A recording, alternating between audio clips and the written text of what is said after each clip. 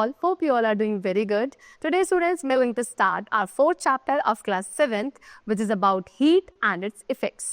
Okay, let's start it. So, students, as we all know, heat क्या है? It is a form of energy. Okay, and इस energy को आप one form से another form में easily change कर सकते हो. For example, on rubbing our hands, जब आप अपने hands को rub करते हैं, so आपको hot feel होता है, because mechanical energy जो है वो heat energy में convert हो जाती है.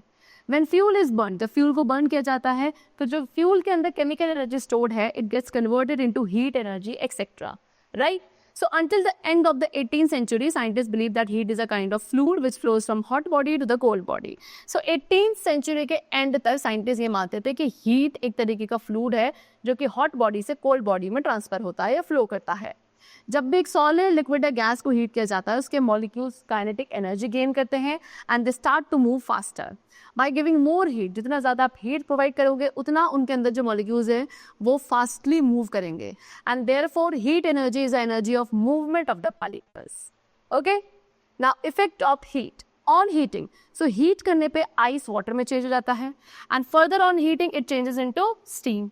So heat can change the physical state of the substance. Heat क्या कर सकता है? किसी भी एक substance के physical state को भी change कर सकता है. Heat किसी substance के temperature को बढ़ा सकता है. On heating, movement of molecules increase. Heating से जो molecules का movement है वो बढ़ जाता है, जिसकी वजह से volume जो है substance का वो भी increase होता है. Therefore, we can say that heat also causes water boiling, the liquid such as water. फिर उसके बाद जो ये लिक्विड होते हैं इनको बॉईल करने के बाद, जैसे कि आप वाटर, मिल्क, ठीक है, तो जब आप इन्हें बॉईल करते हो तो कुछ हार्मफुल बैक्टीरिया जो इनके अंदर प्रेजेंट होते हैं they all get killed and therefore इस तरीके से हीट क्या करता है, लिविंग ऑर्गेनिज्म को भी इफेक्ट करता है.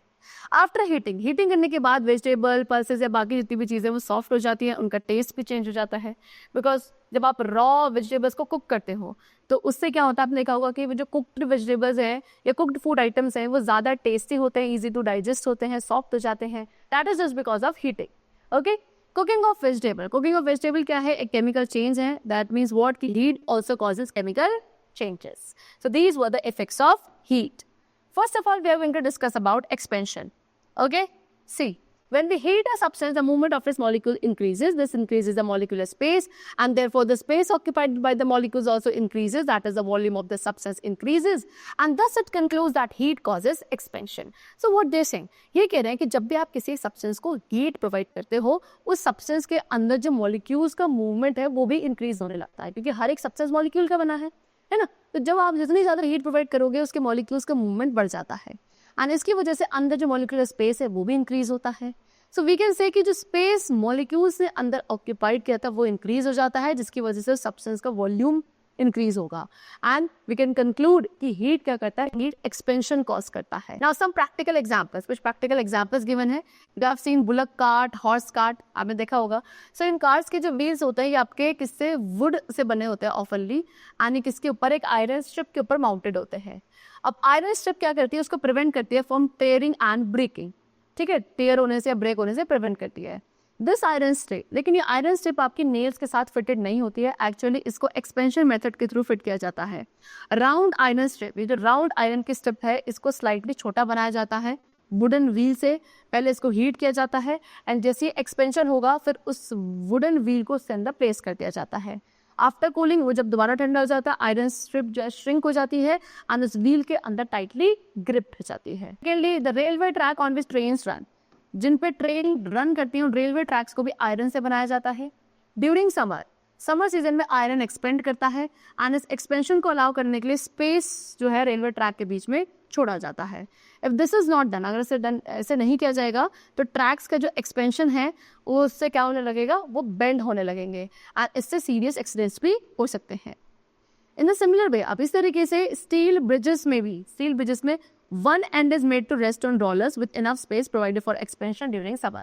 जो आपके स्टील ब्रिज होते हैं उसमें भी एक एंड को किसके ऊपर, रोलर्स के ऊपर रेस्ट किया जाता है इनफ स्पेस, अच्छे खासे स्पेस के साथ, so that during summer season वो इजिली एक्सपेंड हो सके. एंड वेरी हॉट लिक्विड, जब बहुत ज़्यादा हॉट लिक्विड को एक ग्लास टम्बलर के अंदर आप पोर करते हो तो टम्बलर आपको कभी कभी क्रैक हो जाता है. वाई? बिकॉज इनर वॉल, जो अंदर की वॉल है उस टम्बलर की, वो पहले ज़्यादा हीट अप होती है एंड एक्सपेंड होने की वजह से एक्सपेंड हो जाती है. लेकिन जो आउटर वॉल है वो एक्सपेंड नहीं हो पाती इंस्टेंटली. सो जो इनर वॉल है उसको स्पेस ना मिलने की वजह से एक्सपेंड होने के लिए इट क्रैक्स ऑफ. ओके इसीलिए we choose glass tumbler of thin wall, इसे हमेशा जो थिन वॉल के ग्लास टम्बलर हो आपको उन्हें यूज करना चाहिए। नाउ अ डेज आज के टाइम पे एक स्पेशल टाइप के ग्लास हैं जो कि मार्केट में अवेलेबल हैं, जो कि हीट प्रोवाइड करने को बहुत ही कम एक्सपेंड होते हैं and due to slow expansion, क्योंकि कम एक्सपेंड होते हैं तो वो इवनली आपके क्रैक नहीं होते जब आप उनके अंदर हॉट लिक्विड पोर करते हो। एंड ऐसे टाइप ऑफ ग्लासेस को पायरेक्स ग्लास कहा। एक्सपेंशन एंड लिक्विड्स, अब लिक्विड्स में एक्सपेंशन कैसे होता है? Liquids have no fix shape, ठीक लिक्विड्स की कोई फिक्स शेप नहीं होती, लेकिन मॉलिक्यूल्स जो है लिक्विड्स के वो क्लोजली पैक नहीं होते हैं, टाइटली पैक नहीं होते, इसलिए उनके अंदर फिक्स शेप नहीं होती। देयरफॉर ऑन हीटिंग, इसलिए जब आप उसे हीट प्रोवाइड करते हो लिक्विड्स के मॉलिक्यूल्स फ्रीली वाइब्रेट करते हैं here and there very fastly. So liquids expand more than solid on heating, इसलिए हीट प्रोवाइड करने पे लिक्विड सॉलिड्स के कंपैरिजन में ज़्यादा एक्सपेंड होते हैं। एंड ये आप एक एक्सपेरिमेंट के थ्रू भी देख सकते हैं। आपने क्या करना है, you have to take liquid in a flask, एक फ्लास्क के अंदर लिक्विड लेंगे, उसको हीट करेंगे। Firstly level of water will go down, सबसे पहले जो वाटर लेवल है वो नीचे जाए due to expansion of flask, but after further heating, लेकिन और हीट प्रोवाइड करने के बाद वाटर आपका एक्सपेंड होगा and level of water will go up, ठीक है। And it shows that liquid expends on heating, and इससे क्या शो होता है कि लिक्विड जो है वो क्या होते हैं, एक्सपेंड करते हैं on heating. Now expansion is different in different liquid at same temperature, जो ये एक्सपेंशन है वो सेम टेम्परेचर पे अलग अलग लिक्विड्स का डिफरेंट रेट पे होता है, ठीक है। Next we have expansion in gases. अब गैसेस में एक्सपेंशन देखते हैं। So gases do not have fix shape, gases की भी फिक्स शेप नहीं होती है और ना ही कोई फिक्स वॉल्यूम होता है, बिकॉज गैसेस के मॉलिक्यूल्स आपके क्लोजली पैक्ड नहीं होते हैं, they are free to move anywhere, they take the shape of the container. That mean we can say gases expand more than liquids and solids on being treated. Heat provide करने पे gases liquids और solid दोनों के comparison में सबसे ज्यादा expand करती हैं, ठीक है। Now it can be also shown by an activity. अब यहाँ पे एक एक्टिविटी गिवन है, you have to take a flask, एक फ्लास्क लेंगे, उसको अपसाइड डाउन एक बीकर जो वाटर से फिल्ड है उसके ऊपर टर्न किया जाएगा, सो दैट ग्लास की जो ट्यूब है वो वाटर के अंदर डिप करेगी। उसके बाद fix the glass to a stand, उस ग्लास को एक स्टैंड पर फिक्स किया जाएगा, उसको हीट प्रोवाइड करी जाएगी।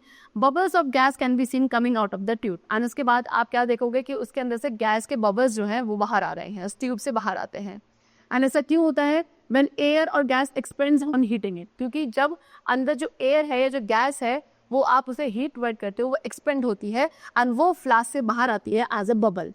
नाउ कूल द फ्लास्क, अब उस फ्लास्क को कूल डाउन करो as the air inside contract, जैसे आप कूल डाउन करोगे अंदर की जो एयर है वो कॉन्ट्रैक्ट होगी एंड वाटर जो है वो राइज अप होगा up to the after the flask. And जब फ्लास्क आपका रूम टेम्परेचर पे कूल हो जाएगा, आपको उसको फर्मली अपने पाम्स के थ्रू होल्ड करना है and what you will see कि जो वाटर लेवल है ट्यूब के अंदर it has gone down, and this is because of what, expansion of gas. Next topic which we have is temperature. The degree of hotness and coldness of a body is called is temperature. किसी भी एक object की, किसी भी एक body की hotness and coldness की जो डिग्री होती है, यानी कि वो कितना हॉट है कितना कोल्ड है, उसको मेजर किया जाता है एक पर्टिकुलर क्वांटिटी में, that is called temperature. Okay, the hotter substance is the हाइडर is temperature. जितना ज्यादा एक सब्सटेंस हॉट होगा उतना ज्यादा हाई इसका टेम्परेचर कंसिडर किया जाता है। When we touch a hot object, जब भी आप एक हॉट ऑब्जेक्ट को टच करते हो आपने देखा होगा यू फील हॉट, बिकॉज उसका जो टेम्परेचर बहुत ज्यादा होता है और उसके अंदर जो हीट एनर्जी है वो काफी ज्यादा होती है एंड वो हीट एनर्जी उस ऑब्जेक्ट से हमारे बॉडी में ट्रांसफर होती है। इस तरीके से when we touch a cold object we feel cold because heat energy transferred from our body to the cold body. That means what, कि heat energy flows from hotter to colder object. इससे क्या समझ में आता है कि heat energy हमेशा hotter object to colder object में ट्रांसफर होती है। तो मेजर द हॉटनेस और कोल्डनेस, अब किसी भी ऑब्जेक्ट की हॉटनेस या कोल्डनेस और भी कैसे टेम्परेचर को मेजर करने के लिए हम एक डिवाइस का यूज करते हैं which is called thermometer. Okay, and we use different thermometer scales for measuring the temperature. And इस तरीके से टेम्परेचर को मेजर करने के लिए हम डिफरेंट थर्मोमीटर स्केल्स का यूज करते हैं, like we have Celsius scale, Fahrenheit scale and Kelvin scale. Okay, first of all we have Celsius scale, so the temperature on this scale, इस स्केल पे जो टेम्परेचर मेजर किया जाता है वो डिग्री सेल्सियस में किया जाता है। ओके, इसका जो लोअर एंड है वो 0 डिग्री सेल्सियस से मार्क्ड होता है, जो कि हमारे वाटर का फ्रीजिंग पॉइंट है, एंड जो अपर एंड है it is marked with 100 degree Celsius, that is the boiling point of the. Next we have Fahrenheit scale, so temperature in this scale is measured in degree Fahrenheit. Okay, its lower fixed point is taken at 32 degree Fahrenheit. Lower scale पे 32 degree Fahrenheit का temperature होता है and upper fixed point पे 212 degree Fahrenheit का temperature है। We can convert the value of temperature from one scale to other scale. And आप क्या कर सकते हो, इसमें जो different scales है इसके एक temperature के, एक scale के temperature को दूसरे scale के temperature पे change किया जा सकता है very easily by using some of the methods they have given you, like Fahrenheit.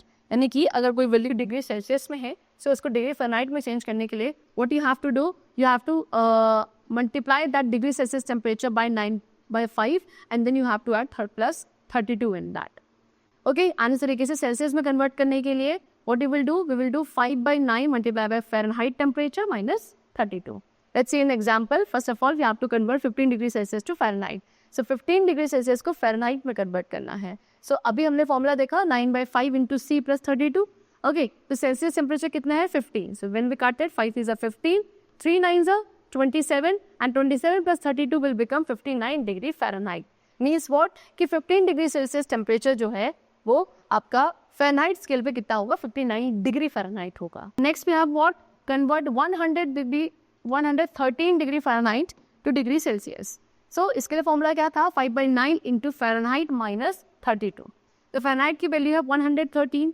तो 113 -32 will become 81 and when we will multiply by it by 5/9 so it will become what, 9 9s are 81 and 5 9s will become 45 degrees Celsius. Means what, that 113 degree Fahrenheit is what, 45 degrees Celsius or Celsius scale. Now at what temperature Celsius and Fahrenheit are equal? So Celsius and Fahrenheit किस temperature पे equal होते हैं?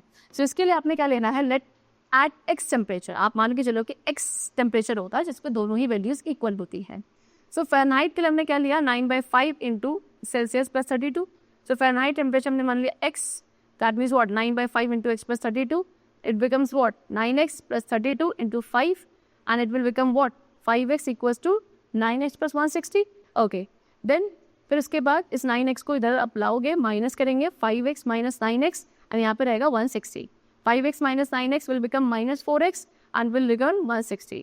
फिर x की value निकालने के लिए 160 divided by 4 and x की वैल्यू आ गई माइनस, दैट मीन्स व्हाट कि -40 डिग्री टेम्परेचर पे दोनों ही जो स्केल है वो इक्वल होता है. -40 degree Celsius becomes equals to -40 degree Fahrenheit. अब Kelvin scale, Kelvin temperature scale is use for scientific work. अब केल्विन टेम्परेचर स्केल जो होता है उसको यूज किया जाता है साइंटिफिक वर्क के लिए या फिर जो लो टेम्परेचर्स होते हैं उनको मेजर करने के लिए.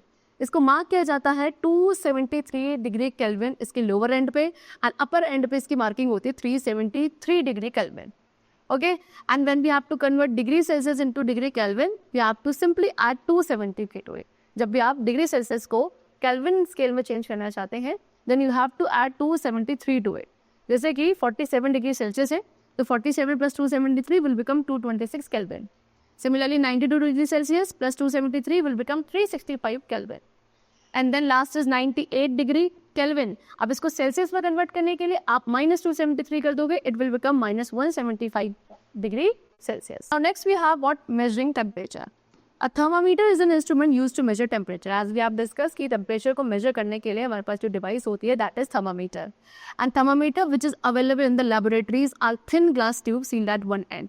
जिन thermometers को laboratories में use किया जाता है वो अपने एक end पे क्या होते हैं, sealed होते हैं but thin glass shaped होते हैं and इनके एक end पे एक bulb होता है which is filled with liquid at the other end. एक end पे sealed होंगे, दूसरे end पे bulb होता है जो liquid से filled होते हैं.